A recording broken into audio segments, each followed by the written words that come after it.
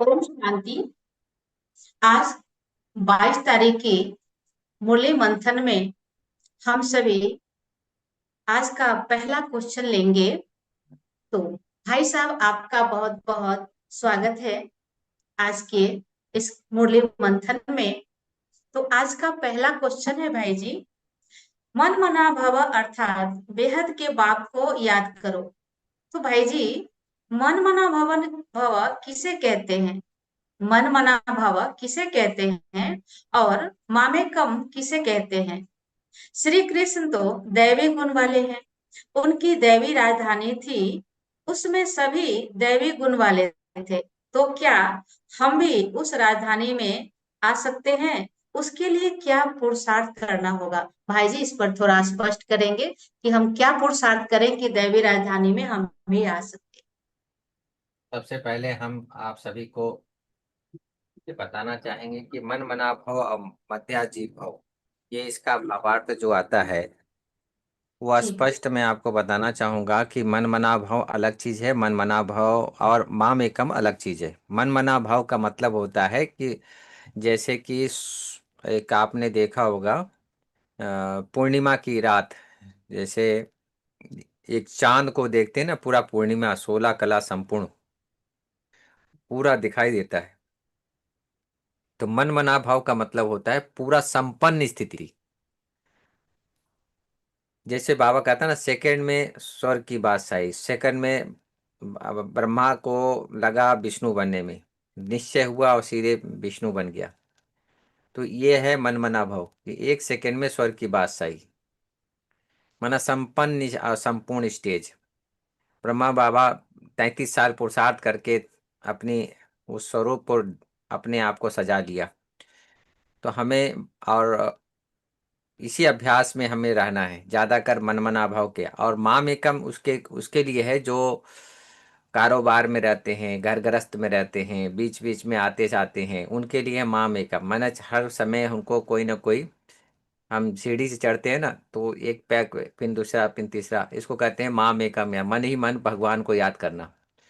तो इसमें पुरुषार्थ होता है। एक होता है लिफ्ट में चढ़ना, एक होता है पुरुषार्थ करना कि हमको हर कदम में भगवान को याद करना है। तो उसमें पुरुषार्थ थोड़ा मेहनत वाला काम है। सीढ़ी से चढ़ना बड़ा मेहनत का काम है। तो जो बाबा आजकल कहता है कि अभी सीढ़ी से चढ़ने का समय चला गया, लिफ्ट में चढ़े, अभी सीधे उड़ने का समय है। तो ये मन मना भाव माम एकम, यही दो शब्द आते हैं। और तीसरा, आप दूसरा जो था आपका क्वेश्चन, वह श्री कृष्ण दैवी घराने के वहां पर एक राज्य भी करते हैं और साथ में दैवी गुणधारी भी हैं। तो वो 33 साल ब्रह्मा बाबा ने ऐसा पुरुषार्थ किया कि वो खुद अपने ऐसा पुरुषार्थ करके नारायण बन गया। तो वो उसका राजी भी होगा स्वर्ग में। 2 लाख लोग होंगे स्टार्टिंग में। और उस 2 लाख लोग में वो मैंने आपको कल बताया था कि कैसे हम यहाँ से यहाँ हम देवी देवता के रूप में होते हैं, यहाँ से यहाँ छत्री राम राज्य में आ जाते हैं। तो नेचुरल है कि जितना हम आत्मा अभिमानी स्टेज पर रहते हैं, उतना हम देवता कुल में जाते हैं। आत्मा बनना, आत्मा देखना, आत्मिक स्थिति में रहना, सोल कॉन्शियस में रहना, ये हमारे पुरुषार्थ के ऊपर है। हम चाहें तो यहाँ बैठकर पर चिंतन भी कर सकते हैं, हम चाहें तो बैठकर हम स्वचिंतन भी कर सकते हैं, हम चाहे तो बैठकर पिछली बातों को याद भी कर सकते हैं, हम चाहे तो भविष्य की चिंता भी कर सकते हैं। लेकिन वर्तमान का जो सुख है, वर्तमान का जो आनंद है, उसको अगर आत्मसात करते हैं वो परमात्मा के साथ में रहकर, तो वह हमारा प्रारब्ध जमा होता है। जिसको कहते हैं वर्तमान अपना, भविष्य सपना, भूत है पराया। भूत जो है चला गया, उसको याद नहीं करना। तो ये दैवी गुणों की धारणा ऑटोमेटिक जब हम यहाँ करते हैं तो उसके कुल में, जैसे ब्रह्मा बाबा ने किया, ऐसे लिए कहते हैं फॉलो फादर।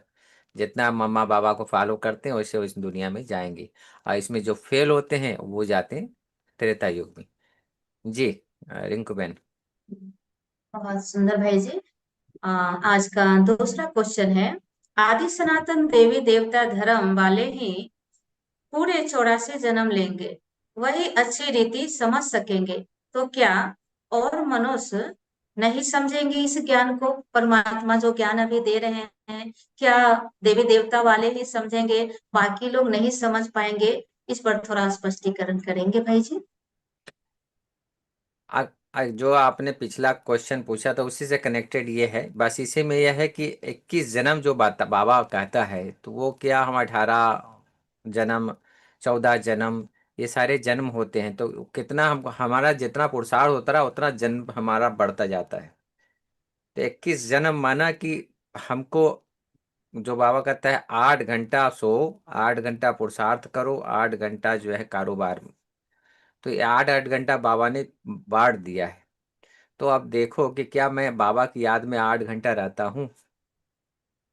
जब वो 8 घंटा का अभ्यास होगा ना, तो आपका जो 16 घंटा है वो पिकअप हो जाएगा, क्योंकि नशा, जो शराब पीता है ना, उसका नशा थोड़ा लंबा दूर तक रहता है। रात को सो शराब पी के व्यक्ति सो जाता है ना, तो सुबह उठता है फ्रेश होकर। ऐसे आत्म अभिमानी, देही अभिमानी का नशा जिसको पड़ गया ना, उसको फिर ना ये जो 16 घंटा का बैकअप है ना, वो पूरा बैकअप हो जाता है। तो इसीलिए रूहानी जो नशा है, ईश्वरीय जो नशा है, वो हमें 16 घंटा का एक छांव, परछाया बनकर आता है। लेकिन हमको 8 घंटा वो पुरुषार्थ करना है आत्म अभिमानी बनने का, सोल कॉन्शियस में रहने का, अपने सत्य स्वरूप में स्थित रहने का। तो जितना हम उसमें रहते हैं और उसको अपने जीवन में, जब तक मेरे सांस है, संकल्प है और समय है, उसको हम आत्मसात करते हैं और इसको अपने जीवन का एक आधार स्तंभ बना लेते हैं, तो उतना ही हमारा एक तो पुण्य भी जमा होता है और हमारी आयु भी लंबी होती है। और आयु जितना जितना हमारा लंबा होता है, उतना उतना हम जन्मों के नज़दीक पहुंचते हैं।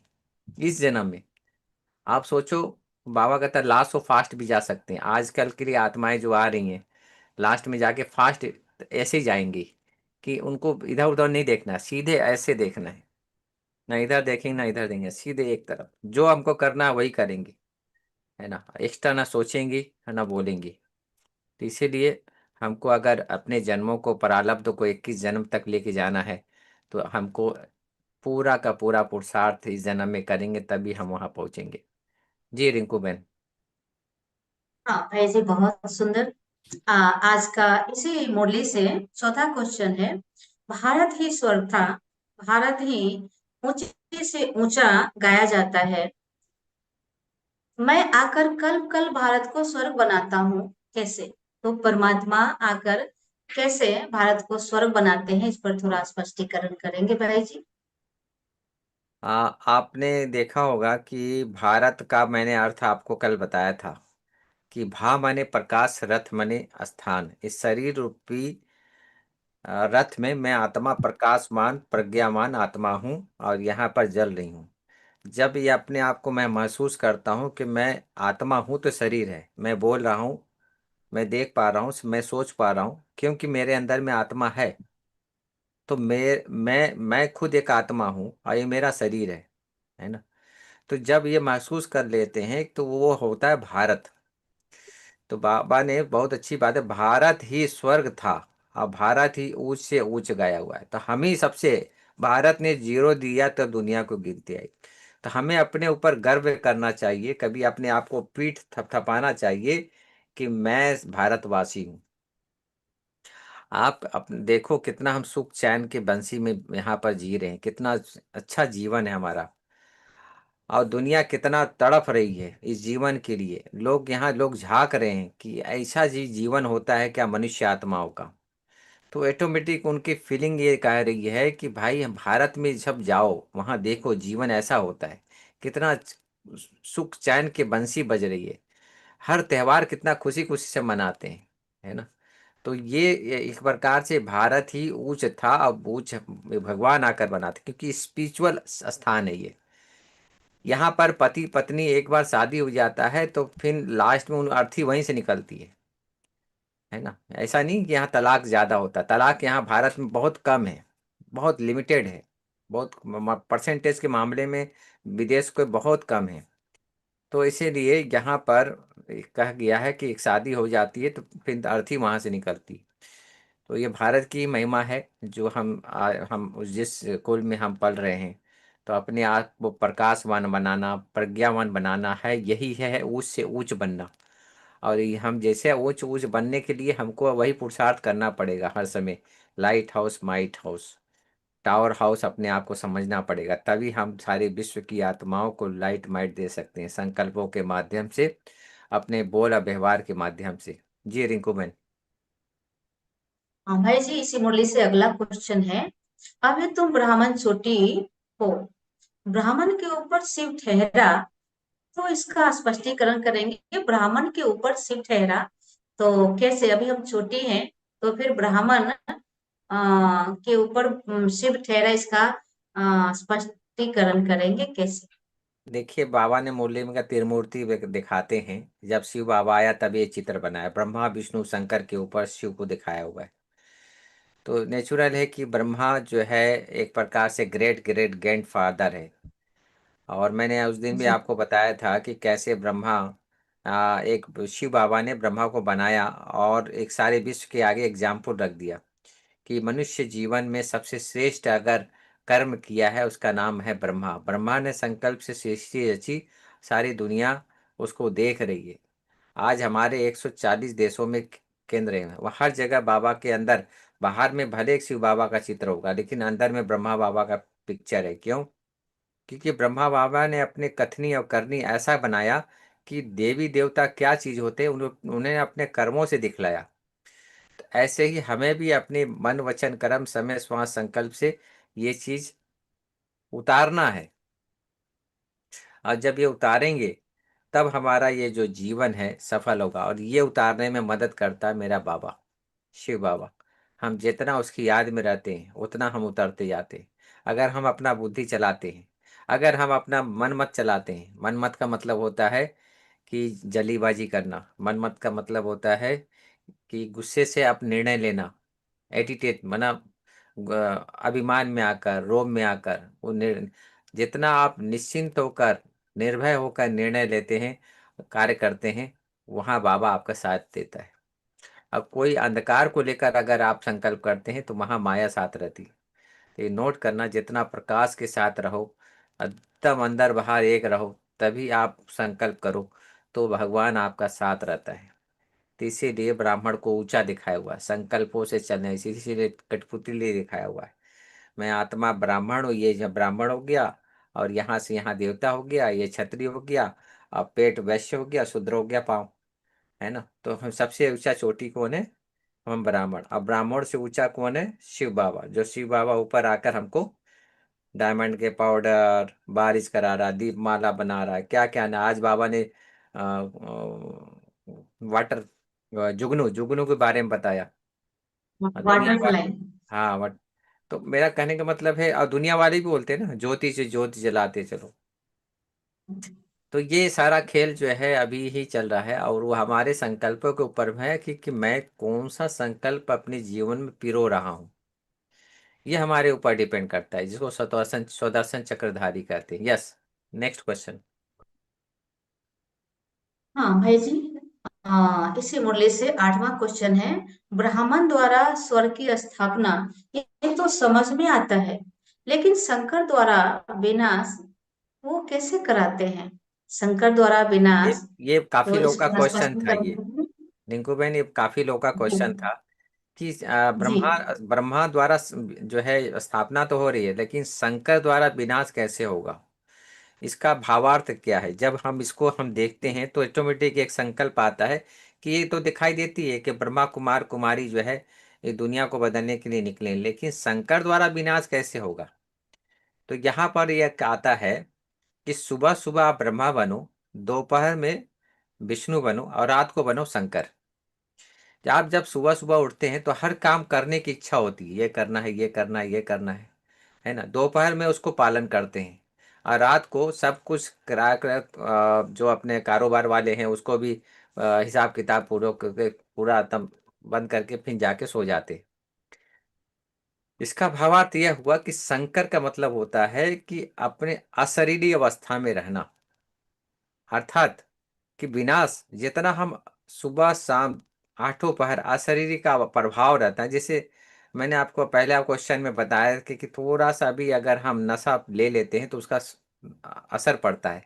तो अशरीरी अवस्था ऐसी नशा है कि उसका 4 घंटा तक प्रभाव पड़ता है। अगर आप 5 मिनट अशरीरी बन गए उसका 4 घंटा तक असर अशारीरिकपन का प्रभाव पड़ता है उस नशे का।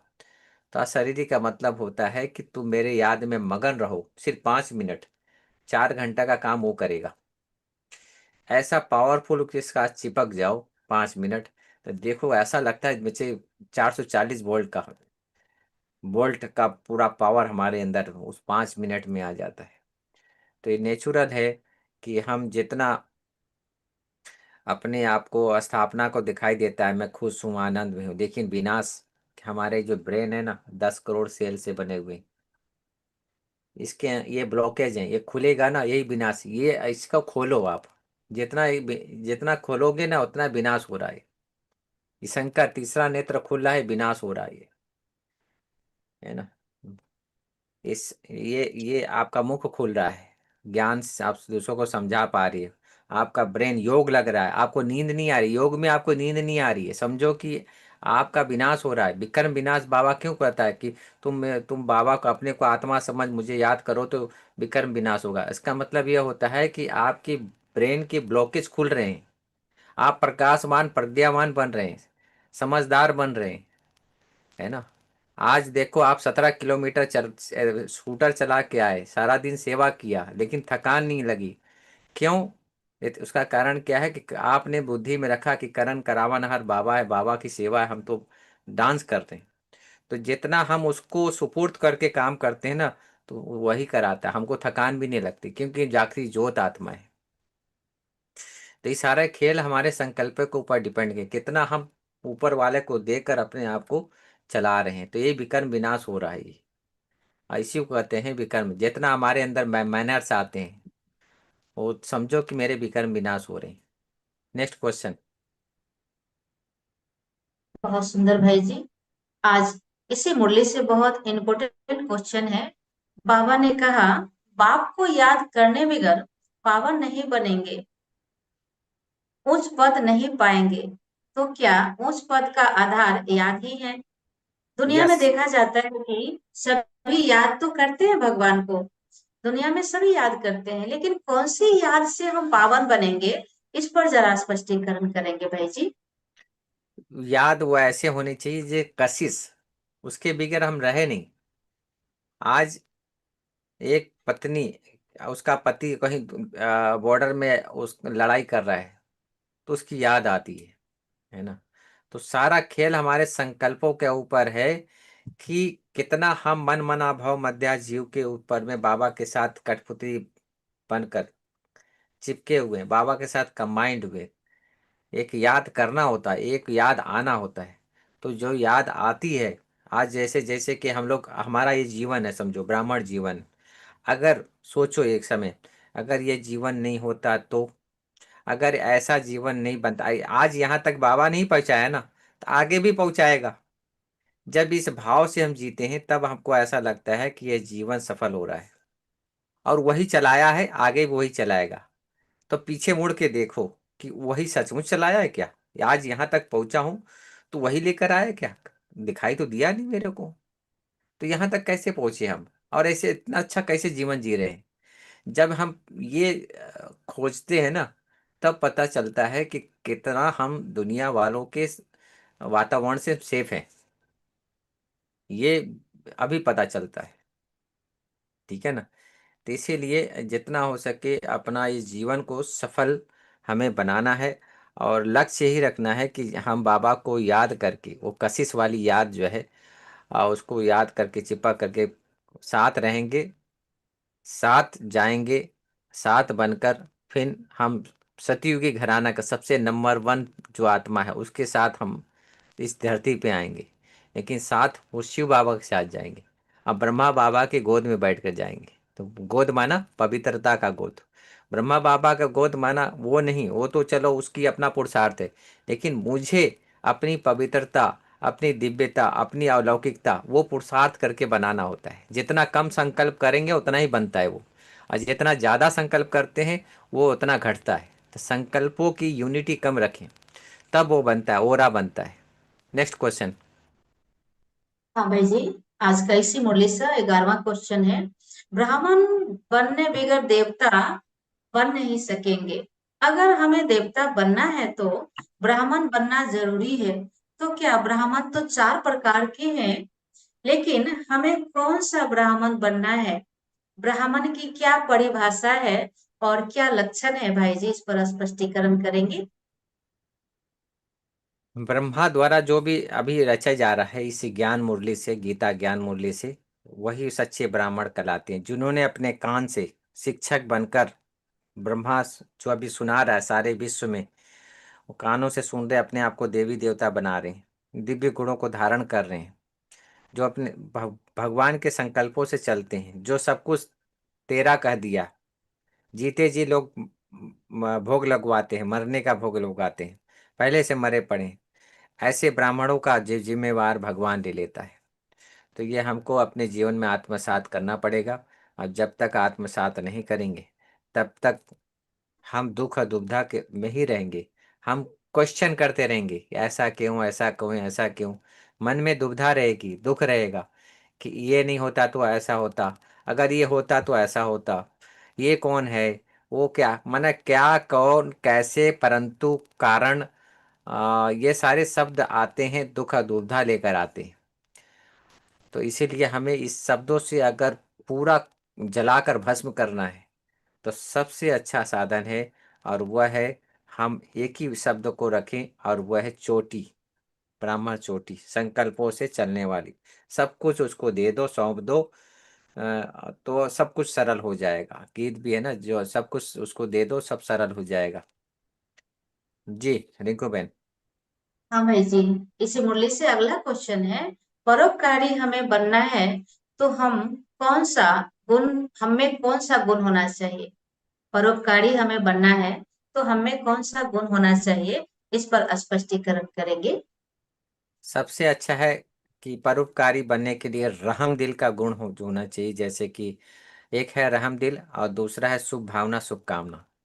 शिव बाबा जो है कल्याणकारी है, और उसका एक बहुत अच्छा कर्तव्य है कि वो शुभ भावना, शुभ कामना से संपन्न है, इसीलिए उसके आगे कोई जा नहीं पाता है। सूर्य के पास से कोई जाएगा जलकर भस्म हो जाएगा। ऐसे ही वो शिव बाबा जो है शुभ कामना, शुभ भावना से संपन्न है। तो हम भी ऐसा बनने का प्रयत्न करें। जितना हम शुभ भावना, शुभ कामना अपने प्रति, अन्य आत्माओं के प्रति रखते हैं, उतना ही हम परोपकार भी बन सकते हैं, उतना ही अपने ऊपर रहम कर सकते हैं दूसरों को भी। जब व्यक्ति अपने ऊपर रहम नहीं कर सकता है, अपना उपकार नहीं कर सकता है, तो दूसरों को कहाँ से उपकार करेगा? तो अब परोपकारी बनने के लिए, दूसरों का उपकार करने के लिए, पहले तो अपने ऊपर रहम करो, कृपा करो, दृष्टि दो, अपने आप को हील करो, अपने आप को पति से पावन बनाओ, है ना। जो व्यक्ति खुद सिगरेट पीता हो तो दूसरों को थोड़ा बोलेगा भाई सिगरेट छोड़ो। अगर वो कर रहा है तो इसका मतलब खुद ठग रहा है। खुद आत्मा नहीं बन रहा है लेकिन दूसरों को बोलता है आत्मा बनो, तो ये इसका मतलब है कि पंडित बना हुआ है, अभी भी वो पंडित है। तो ये चीज़ का हमें एहसास करना पड़ेगा कि मैं शरीर नहीं आत्मा हूँ। आत्मा समझकर हर काम करते हैं तो ऑटोमेटिक हमारे जो संस्कार है, हमारे जो बोल है, हमारे व्यवहार हैं, थोड़ा सीमित दायरे में आ जाता है, और हम बहुत ही सुख, शांति, समृद्धि से हमारा जीवन व्यतीत होता है। तो मैं समझता हूँ सारे क्वेश्चन हो गए होंगे। और तो कोई लास्ट क्वेश्चन? क्वेश्चन है। हाँ, जी। लास्ट क्वेश्चन है। जी। लास्ट क्वेश्चन इसी मुरली से भाई जी, अचल अडोल एक रस स्थिति बनाने के लिए विजयी बनना आवश्यक है।